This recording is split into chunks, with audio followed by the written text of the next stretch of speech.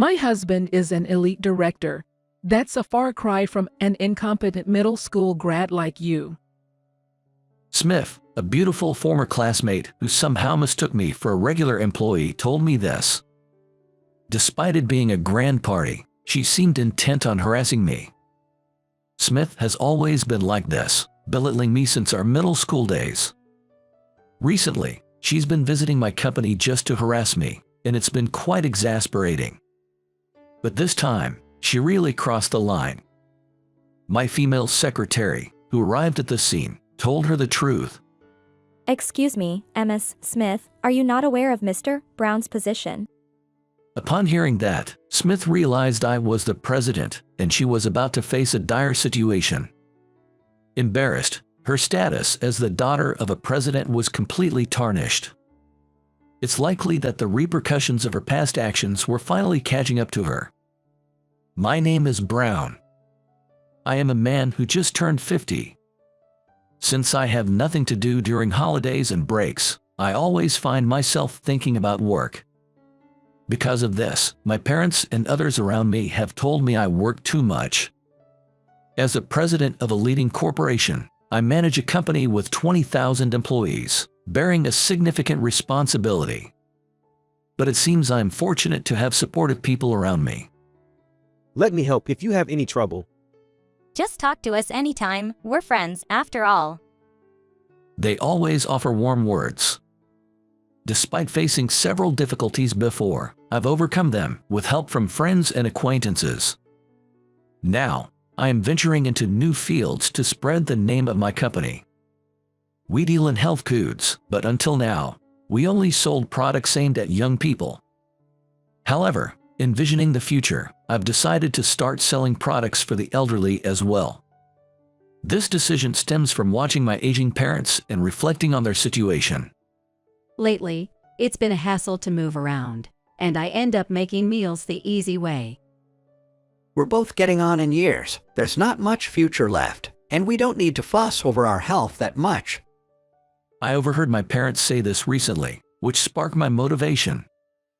If possible, I'd like to use our products to help seniors live longer and healthier lives. Though many challenges lie ahead, I believe that with collective effort from my employees, we can overcome them. As Mother's Day approaches, I was working in my office and took a break to make a call on my smartphone. The person on the other end was my mother. Having reached her 70s, my mother has endured a lot from me since I was a child. That's why I've decided to give her a grand present every Mother's Day. Mom, is there anything you want for Mother's Day? The company has grown so much, even a trip abroad would be fine. You don't need to worry about that. As long as you're healthy, I'm happy. But that won't satisfy me. However, our conversations always tend to go like this each year. It's always been tough figuring out what she really wants. But I've managed to decide on presents by discussing her everyday meals and troubles. After ending the call and taking a moment to relax, my secretary approached me. Mr. President, a friend of yours is asking to see you. What should I do?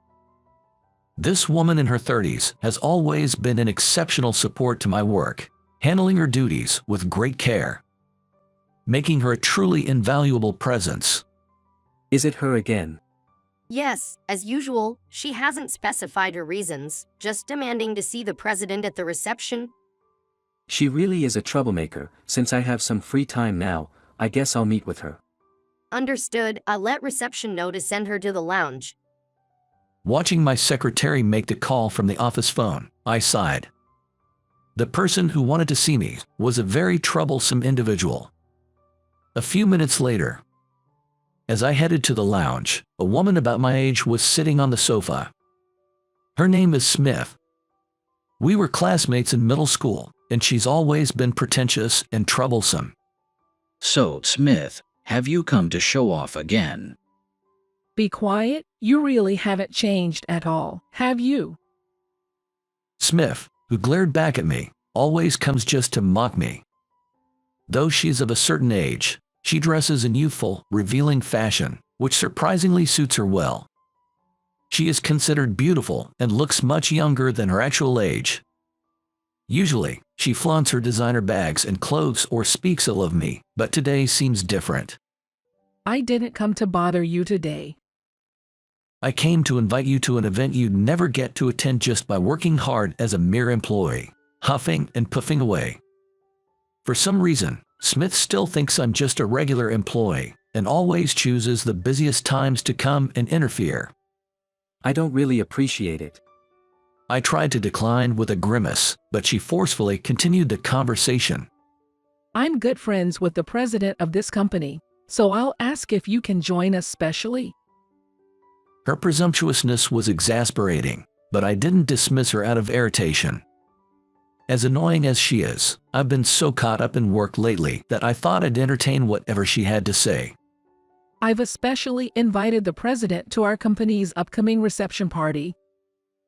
It seemed his acquaintances couldn't make it, and I thought it would be sad to have him attend alone. She chattered on without regard for my reaction, supposedly the daughter of a president, but perhaps she was just bored. Or maybe she set aside her work just to annoy me. After about 30 minutes of tuning her out, it seemed she was done. Satisfied, she said, "Well, I'm looking forward to the party," and left. I shrugged my shoulders in relief, ending my break. Thinking back, Smith's behavior hasn't changed since our school days. Back then, her family wasn't very wealthy, but she flaunted brand-name clothes and shoes, and lied about her grades to seem smarter. I got a new bag from my mom and dad. It's expensive, nice, right? Wow, that's nice. Awesome. I've only seen that kind on TV. Her youth nature stems from a need to always be the best. In contrast, I never really cared, even when at rock bottom. I had poor grades and a bad attitude in class until my mother fell and was hospitalized. So, it's somewhat understandable that she mistakes me for just a regular employee. Really, Brown, you were always a poor student. I'm so much more fortunate. You seem to have a lot of friends, but how is that any consolation? Oh dear, how pitiful. Back then, Smith would mock me terribly. Even after all these years, thinking about it still infuriates me. However, I can't stay irritated forever, so I returned to my office from the lounge and resumed work. But just minutes later, a call came in on my smartphone. Brown, I was just invited to a party by Ms. Smith's daughter, and she mentioned she'd like you to attend as well. It's odd for me to ask, but are you free? Sure, no problem. His name is White. For some reason, Smith recognizes him as the president of this company, a man in his 70s. White has been a mentor to me since I joined the company. When I was just a regular employee, lost within the company's corridors, it was he, then a mere employee himself, who first helped me out. He is kind to everyone, making him one of the people I truly respect. Ms. Smith seems to have quite a wide network. She probably plans to use this opportunity to connect with other companies. Yes, indeed, of course, I'll make sure to promote our company well. Considering the future, we do want more connections. Afterwards, White and I had a casual conversation before ending the call. Apparently, an employee from another company he's been talking to a lot lately gets terribly unruly when drunk. They lose track of fantasy and reality, even claiming to be the president. It was an amusing story, and fortunately provided a much-needed distraction. There's still a lot of work waiting for me, but it feels like I can handle it. On the day of the party, when I arrived at the venue, I was surprised by how crowded it was. Until recently, Ms. Smith's company was only a medium-sized enterprise with moderate recognition. However, it has become quite famous over the last few years, and their network of associated companies seems to have grown. With so many people, it feels like the crowd could be intoxicating. In the midst of this, Smith was promoting a new store opening to various guests. I thought she was just a pretentious shoof, but it seems she does her job properly. Noticing me, Smith approached. Of course, Brown is here too. As expected. Someone like you, just a regular employee, could never attend such a party on your own. You're even wearing a tacky suit today, and your socks don't match. As usual, you look like you're struggling just to get through each day. Poor thing." Startled by her remark, I quickly looked down at my socks. The tackiness of my suit is just my lack of style, but there's a reason for the socks. Because of the rain yesterday, I stepped into a puddle on my way to work. I hurriedly bought some spare socks from a nearby store and changed into them, but I must have mixed them up. Smith, gesturing around the venue, continued to talk at me. The fancy food served by my company isn't something common folks like you would get to taste, right? In such a glittering decorated room, I bet you've never stepped foot in such a place before. Enjoy yourself today. With harassment on such a grand scale, it almost feels like she's being kind to me. Smith, full of pride, continued to chatter without even looking at my expression. I remember now, she was the same during our middle school days. Although Smith had many friends around her, she never had anyone she was close to. Because I'm a president's daughter, I'll be attending these kinds of parties in the future too. Aren't you jealous? Tiring of her delusions, I looked away and surveyed the room. Just then, my secretary, who had been dealing with other guests, was coming over. Compared to me, it's really true that Brown is unlucky and miserable. The only good thing about him is that he has many friends, and furthermore. Smith, not realizing her voice was getting louder, didn't notice the stares of those around her and continued. My husband is an elite director. Such a big difference from an incompetent middle school grad like you. She looked down on me with a sneer, but tragedy was about to strike. The secretary, who had come near me, made a shocked face. She had come to the venue with me but had been on her own for a while. Because she knew someone among the guests and had been talking with them. Shaking, the secretary then addressed Smith. Excuse me, Ms. Smith, are you not aware of Mr. Brown's position? What? Taken aback, Smith stared at me intently. It was the first time our eyes met since we arrived. After a moment, she said in disbelief. Of course not, it's Brown. He's known for being unintelligent, poor, and also a middle school grad. Indeed, Mr. Brown did have such a past, but that's no longer the case. He's now the president of a major corporation leading 20,000 employees. That's impossible. Shocked, Smith staggered back a step. Then, people nearby who had been watching the situation spoke up. They were all my acquaintances and friends. It's no lie. Brown really is the president. That's right. We all know him well. Many people vouched for my position, yet Smith seemed unable to believe it. But he's just a regular employee, and Mr. White is the president. I opened my mouth to correct Smith's misunderstanding. Mr. White is the chairman. I'm the president. You can easily find out if you check. Want to look it up on the company's website. Prompted by me, Smith checked the internet on her smartphone and let out a sound of astonishment. It seemed she finally realized my words were not false. How could you have such a misunderstanding in the first place? Confused, Smith began to speak about an incident from the past, starting with, well, because. Several years ago, Smith was involved in an accident while traveling for work. The taxi she was in collided with a car that ran a red light. Both drivers lost consciousness, leaving Smith unsure how to respond. However, at that time, Mr. White, our chairman, happened to pass by with our employees and quickly took charge of the situation. She must have mistaken him for the president from his actions then. Mr. White was giving orders like a president, and those who were commanded obeyed as if it was the most natural thing. I had no idea such an incident had occurred. Indeed, in a situation as Smith described, it's understandable she might have mistaken him for the president. But there were many opportunities to check the truth. Why she remained mistaken all this time is puzzling. Smith, looking away, continued in a muted voice. Also, When he was drunk, my husband repeatedly called Mr. White the president.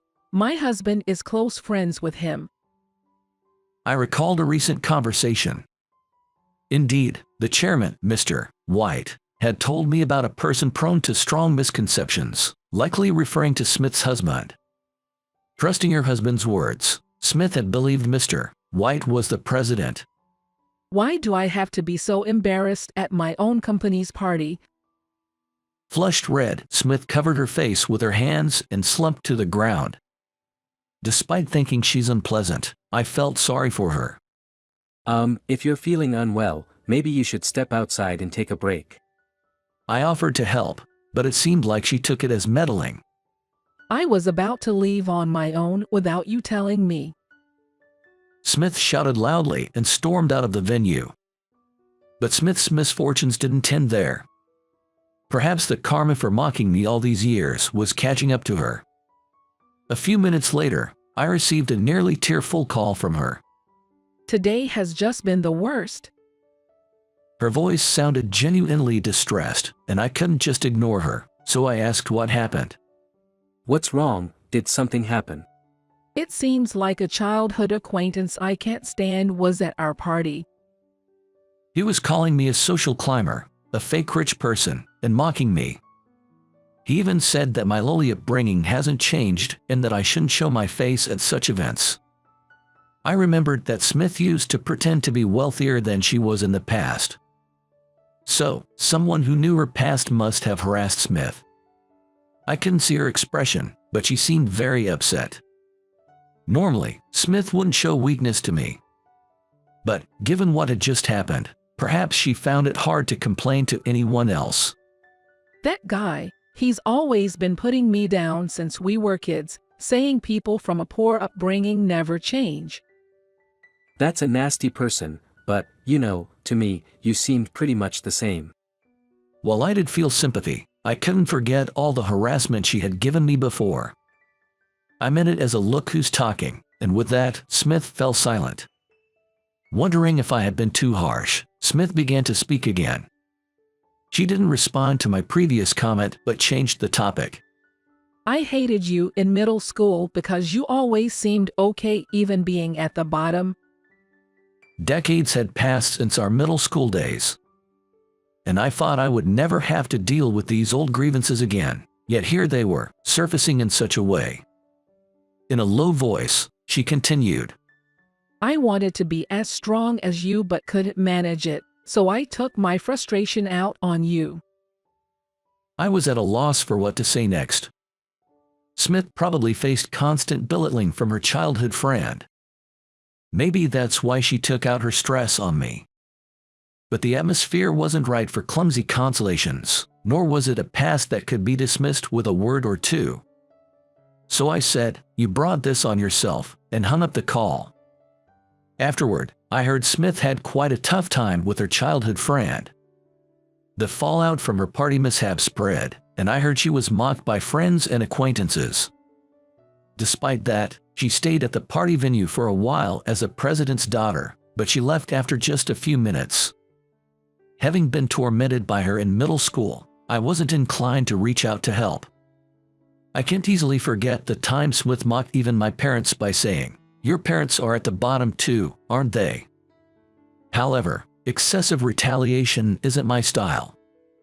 So, I had my secretary prepare business cards from an acquaintance's company and handed them to Smith. It seemed like a gesture to help since she hadn't managed to connect well with other companies at the party.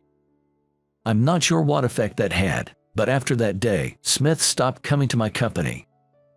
A few days later, after stopping by one of our branch offices, my car got stuck in traffic. Since the car wasn't moving, I was passing the time when I spotted Smith on the side of the road and asked to be let out. "What are you doing here?" Smith, who had been staring blankly into space, turned towards me with a start. Just walking and thinking. Don't assume all rich people travel in fancy cars. That doesn't sound like something the Smith who always flaunted her wealth would say. There has been some misunderstanding between us, and perhaps we were never meant to get along. Seeing her face to face like this, it feels like we really can be friends. As I was about to return to the car, Smith spoke up. Running a company comes with responsibilities. I was raised being told I would be the president's daughter, so I can't afford to show an embarrassing side to my employees. I can think that what I've done was wrong. Well, that aspect might be necessary, but do you think that gives you the right to look down on others just to feel important? I regret that. Smith expressed her viewpoint, and when I retorted sharply, she responded in an unexpectedly conciliatory manner. It seems the recent incident really affected her. Indeed, mistaking someone else's position is a mistake that should not happen for someone in her position as a president's daughter. It's only natural to think so. Smith turned towards me and bowed her head. I have a favor to ask. If there was anything bad in my past behavior, I apologize. And if I do something wrong, I want you to point it out. It might seem late now that I'm a woman in my 50s. Despite our differences and contrasting personalities, like oil and water, I didn't want to push away someone who was trying to improve. In middle school, when I was trying to reform myself, my friends reached out to help me, and I want to pass that on. Age doesn't matter. While I felt hesitant, seeing Smith's earnest expression convinced me of her sincerity. Although I had my reservations, if she was genuinely trying to change, I was willing to help, out of old classmates' camaraderie. All right, I'll share what I know about what it takes to lead others, Smith thanked me. And for the first time, showed the warmest smile I had ever seen. Afterward, Smith started asking me various questions. She seemed quite spoiled as a president's daughter and was shockingly lacking in common professional sense. Apparently, she studied in college until her late 20s, which delayed her entry into the workforce. Part of the reason was that she was not very academically gifted and had repeated years in school. And with her personality, being a president's daughter no less, it seems there was no one around her to point out her faults. All my friends were yes men, so no one ever contradicted me. It's my fault for how I acted, though. Smith herself seemed to have had some reflections on the matter. However, she was eager to learn, so she absorbed everything I taught her quickly. She's been having a tough time, and due to her past actions, she's not well regarded by others. But I believe she'll be okay if she doesn't give up. Sticking with her and teaching her various things turned out to be somewhat beneficial for me. Through her efforts, I managed to connect with other companies, and I also learned how to teach slow learners. And after stepping down as president, I even developed a dream of devoting myself to nurturing young talent. As I grow older, I want to be a reliable person like Chairman White. Moreover, I want to expand a company and please many more customers. But first, it's important to make my mother happy. For Mother's Day, I gave her a carefully chosen gift. Wow, such a rare flower as a gift. I'm so happy. Thank you. It wouldn't be enough by itself, so here's also something from our company. Take care of yourself and live a long life. My mother was surprised, but I was glad to see how happy it made her. With Father's Day also approaching, I plan to properly honor my parents for the trouble I caused in my younger days.